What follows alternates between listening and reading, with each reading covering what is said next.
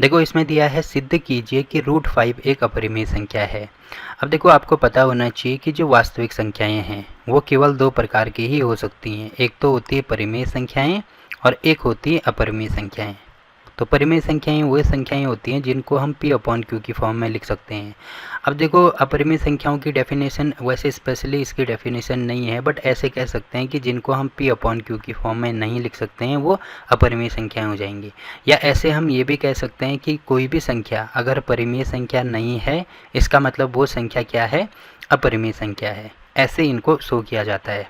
ठीक है, तो आप देख रहे होंगे कि अपरिमेय संख्या की कोई स्पेशल डेफिनेशन नहीं है, तो हम पहले ये मानेंगे कि मान लीजिए √5 एक परिमेय संख्या है और फिर अपने आप को गलत प्रूव करेंगे तो ये प्रूव हो जाएगा कि अगर √5 एक परिमेय संख्या नहीं है तो परिमेय संख्या नहीं है, तो इसका मतलब ऑब्वियसली बात है क्या हो जाएगी, वो अपरिमेय संख्या हो जाएगी। ठीक है, तो यहाँ पे हम यही चीज़ का यूज़ करेंगे। तो यहाँ पे मैं लिख देता हूँ सबसे पहले माना √5 एक परिमेय संख्या है। अब देखो ये अगर एक परिमेय संख्या है इसका मतलब जो √5 है इसको मैं क्या लिख सकता हूँ, p/q की फॉर्म में लिख सकता हूँ। अब देखो यहाँ पे कुछ चीज़ें आपको पता होनी चाहिए, जहाँ जो p और q है वो क्या होती हैं, वो आपस में होती हैं सहअभाज्य संख्याएं। ये चीज़ आपको लिखना ही भी होगा यहाँ पे। ठीक है, और साथ में क्योंकि बटे में 0 तो हो नहीं सकता, तो q की वैल्यू 0 के बराबर नहीं हो सकती। तो ये काफ़ी इंपॉर्टेंट चीज़ें हैं, ये चीज़ आपको यहाँ पे लिखनी होगी सबसे पहले तो। ठीक है, अब देखो सहअभाज्य का मतलब अगर आपको नहीं पता तो एक बार मैं बता देता हूँ सहअभाज्य संख्याएं क्या होती हैं। देखो सहअभाज्य का मतलब होता है कि जिनका HCF 1 के बराबर आता है उनको बोलते हैं सहअभाज्य। जैसे एग्जाम्पल के लिए अगर मैं संख्या लूँ 2 और 5, तो 2 और 5 का अगर मैं HCF निकालूँ तो कितना आता है, इनका HCF आता है 1, तो ये दोनों सहअभाज्य संख्याएं होगी। वैसे ही अगर मैं लेता हूँ 2 और 10, तो इनका HCF कितना आता है, देखो इनका HCF आता है 2 के बराबर। तो 2 के बराबर आने का मतलब क्या है, ये सहअभाज्य संख्याएं नहीं हैं। तो जैसे एग्जाम्पल के लिए अगर मैं कहीं पे लिखता हूँ 2/10, तो 2/10 को और छोटा हम करेंगे, क्यों, क्योंकि ये 2 से कट रहा है, ये भी 2 से कट रहा है, तो यहाँ पे हो जाएगा 2 एकम 2 और यहाँ पे हो जाएगा 5। तो मतलब 2/10 को मैं 1/5 लिख सकता हूँ। अब देखो 2/10 तो सहअभाज्य संख्याएं नहीं थी, बट 1/5 सहअभाज्य संख्याएं हैं। ठीक है, ये आपको ध्यान रखना है।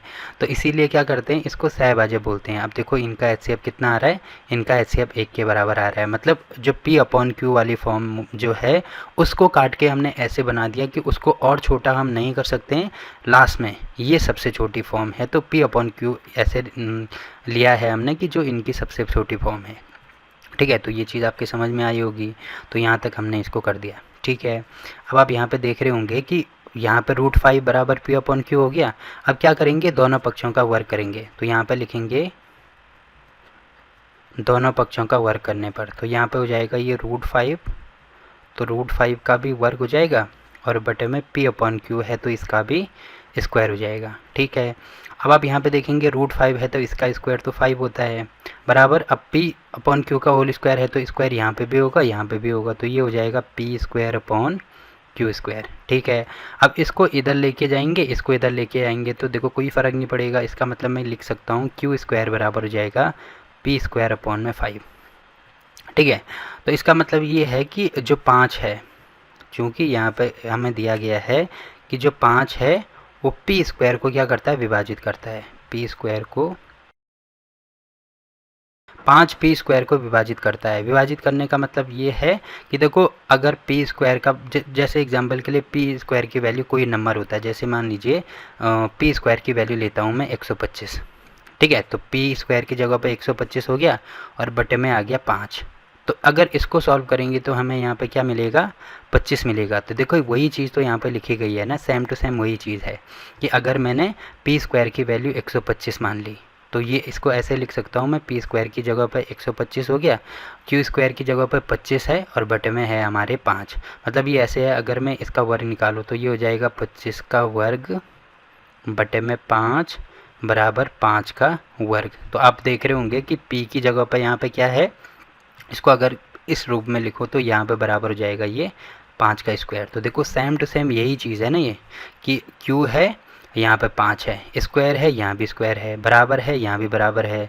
अब 25 है और इसका स्क्वायर है तो p है, उसका स्क्वायर है, बटे में 5 है, बटे में 5 है। तो सेम टू सेम वही चीज़ यहाँ पे लिखी गई है, केवल ये नॉन वेरिएबल के फॉर्म में है और ये वेरिएबल के फॉर्म में है। तो आप यहाँ पे देख सकते हैं p जो 5 है वो किसको विभाजित कर रहा है, p स्क्वायर को विभाजित कर रहा है। अब देखो अगर 5 p स्क्वायर को विभाजित करेगा तो जो 5 है वो p को भी विभाजित करेगा, p को भी विभाजित करेगा। यहाँ पर लिख देता हूँ मैं, करेगा। अब क्यों करेगा, क्योंकि ये आपकी प्रमेय 1.5 है, प्रमेय 1.5 नहीं 1.3 है। वहाँ पे आप देख सकते हैं कि कोई भी संख्या अगर उसके स्क्वायर को विभाजित करती है तो उस संख्या को भी विभाजित करेगी। जैसे आप देख रहे होंगे कि 25 का स्क्वायर जो 5 है वो 25 का स्क्वायर कितना होता है, 125 होता है। ठीक है, तो थोड़ी देर के लिए ऐसे मान लो यहाँ पे कि मान लीजिए यहाँ पे जो p की वैल्यू है वो 25 है, p की वैल्यू मैंने 25 ले ली, तो p स्क्वायर की वैल्यू कितनी हो जाएगी, p स्क्वायर की वैल्यू हो जाएगी 125।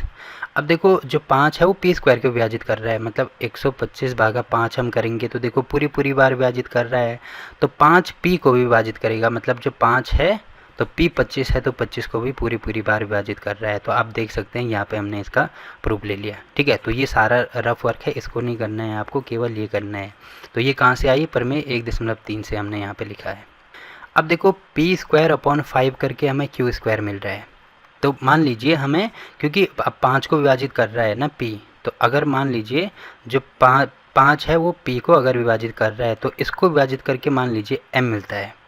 अब वो कोई सा भी नंबर हो सकता है, हमें नहीं पता वो नंबर कौन सा है, तो हमने m ले लिया। आप अपनी तरफ से a ले सकते हैं, b ले सकते हैं, कुछ भी ले सकते हैं, मैंने फ़िलहाल m ले लिया। तो अब क्या हो जाएगा, यहाँ पे माना भी लिख देंगे कि माना जब 5 p को विभाजित कर रहा है तो तब हमारे पास m आता है, तो इसका गुणा यहाँ करेंगे तो p की वैल्यू आएगी हमारे पास 5m। ठीक, तो ये अगर मैं इसको अगर इक्वेशन 1 मानता हूँ और इसको 2 मानता हूँ, या यहाँ पर क्योंकि p की वैल्यू हमने निकाल दी तो यहाँ पे लिखेंगे p का मान समीकरण 1 में रखने पर, समीकरण 1 में रखने पर, तो समीकरण 1 क्या है हमारे पास, रखने पर समीकरण 1 है हमारे पास q स्क्वायर बराबर p square upon 5, q square बराबर p स्क्वायर अपॉन 5। तो यहाँ पर रख दो तो ये हो जाएगा, यहाँ पे q स्क्वायर बराबर p की वैल्यू 5m है तो यहाँ पे हो जाएगा 5m, और इसका स्क्वायर है तो इसका भी स्क्वायर होगा और बटे में हो जाएगा 5। ठीक है, तो यहाँ पे आप देख रहे होंगे q स्क्वायर की वैल्यू आई है हमारे पास। देखो स्क्वायर यहाँ पे भी होगा, यहाँ पे भी होगा, मतलब 5 का स्क्वायर भी होगा, m का स्क्वायर भी होगा, तो ये हो जाएगा 5 का square 25 into m square upon 5। अब इससे ये कैंसिल करेंगे तो यहाँ पे आप देख रहे होंगे कितना आएगा हमारे पास, 5 आएगा। ठीक है, अब देखो ये जो 5 है तो यहाँ पे ये वैल्यू होगी q स्क्वायर बराबर 5m स्क्वायर। ठीक है, अब अगर मैं इसको इधर लेके आता हूँ तो यहाँ पे आप देखेंगे q स्क्वायर अपॉन 5 बराबर हो गया हमारे पास m स्क्वायर। अब देखो यहाँ पे आप देख रहे होंगे कि अगर जो 5 है वो p स्क्वायर के बटे में था तो इसका मतलब 5 जो है किसको विभाजित कर रहा था, p स्क्वायर को विभाजित कर रहा है, और यहाँ पे देखो 5 अब किसके बटे में है, q स्क्वायर के बटे में है, तो इसका मतलब यहाँ पे लिखा जा सकता है कि जो 5 है वो q स्क्वायर को भी विभाजित करता है। तो इसीलिए जो 5 है वो किसको विभाजित करेगा, q को भी विभाजित करेगा। ठीक है, अब आप यहाँ पे देख रहे होंगे कि जो 5 है वो p व q दोनों को विभाजित कर रहा है, दोनों को विभाजित करता है।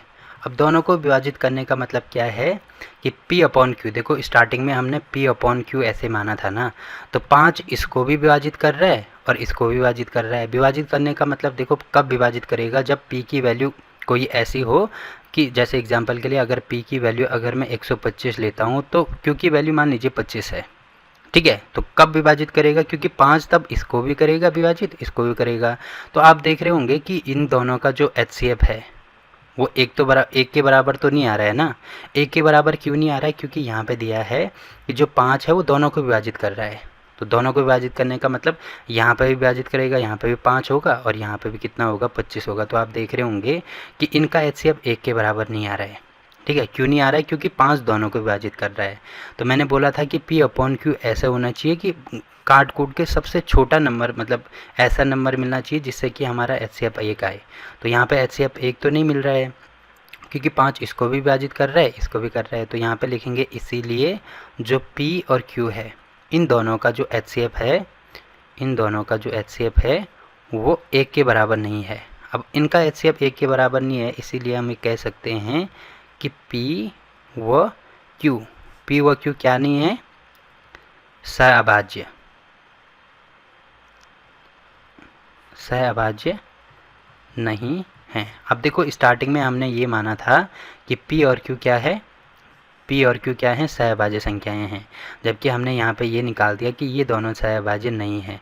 इसीलिए क्या होता है? इसीलिए यह हमारी कल्पना का क्या करता है? विरोधाभास करता है। हमारी कल्पना का विरोध करती है। ठीक है, अब ये हमारी कल्पना का विरोध कर रही है, इसका मतलब ये क्या होगा? अतः जो √5 होगा वह एक, अब देखो परिमेय संख्या हमने मानी थी, तो परिमेय संख्या का उल्टा क्या हो जाएगा? एक अपरिमेय संख्या हो जाएगी। तो एक अपरिमेय संख्या है। ठीक है, तो देखो इतना आसान है इनको सॉल्व करना, और हर एग्ज़ाम में ये क्वेश्चन पूछा जाता है, तो काफ़ी इम्पॉर्टेंट है। यहाँ पे मैं लिख देता हूँ, ये मोस्ट इम्पॉर्टेंट क्वेश्चन है, मोस्ट इम्पॉर्टेंट। ठीक है, ये आपको पता होना ही चाहिए। अब देखो सेम टू सेम, बाकी अब जब फ़र्क नहीं पड़ता उससे कि यहाँ पे √5 की जगह पर क्या है। अगर √5 की जगह पर √2 भी होता है, √3 भी होता है, या √7 भी होता है, तो करना सेम टू सेम ऐसे ही है। तो यहाँ पे क्या हो जाएगा? देखो, अगर √2 होता तो √5 की जगह तो 2 हो जाता, यहाँ पे भी 2 हो जाता, यहाँ पे भी 2 हो जाता, यहाँ पे भी 2 हो जाता, मतलब जहाँ पे 5 है वहाँ पे 2 करना है। अगर 7 होता तो हर जगह पे 7 होगा, अगर 3 होगा तो हर जगह पे 3 हो जाएगा। बाकी प्रोसेस सेम टू सेम यही है। जो मैंने ये ग्रीन कलर में लिखा है, तो ये सारा आपका सॉल्यूशन है। ठीक है, तो अगर आप इतना भी करेंगे, देखो अगर आपको समझ में आ रहा है तो बहुत अच्छी बात है, बट अगर आपको समझ में नहीं आ रहा है, क्योंकि काफ़ी इंपॉर्टेंट क्वेश्चन है ये, तो हर हाल में आपको करना ही है, चाहे आपको समझ में आए या ना आए। तो अगर समझ में नहीं भी आ रहा है तो इसको रट सकते हैं आप। ठीक है, तो काफ़ी इंपॉर्टेंट क्वेश्चन है, इसको आपको करना ही है। तो देखो ये वाला क्वेश्चन यहाँ पे कंप्लीट होता है। तो आई होप कि ये वीडियो आपको पसंद आई होगी। तो वीडियो अच्छी लगे तो वीडियो को लाइक कीजिए, शेयर कीजिए अपने दोस्तों के साथ, और चैनल को सब्सक्राइब करना ना भूलें। तो मिलते हैं आपसे एक और नई वीडियो में, तब तक के लिए बाय बाय।